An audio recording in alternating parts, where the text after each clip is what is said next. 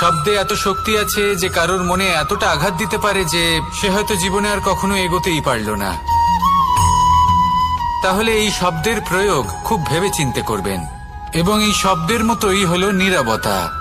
অনেক সময় এই নীরবতা আমাদের সহায়ক হয়ে ওঠে। অনেক সময় এটা আমাদের অনুশোচনাকে অনেক বেশি বাড়িয়ে তুলতে পারে। ভীষ্ম পিতামহ, অঙ্গরাজ কর্ণ যখন দ্রৌপদীর বস্ত্রহরণ হচ্ছিল তখন এনারা নীরব ছিলেন। দুর্যোধনের বিরোধিতা করেননি, ওকে বাধা দেননি। আর তারপর কি হলো সেটা আপনারা সকলে জানেন।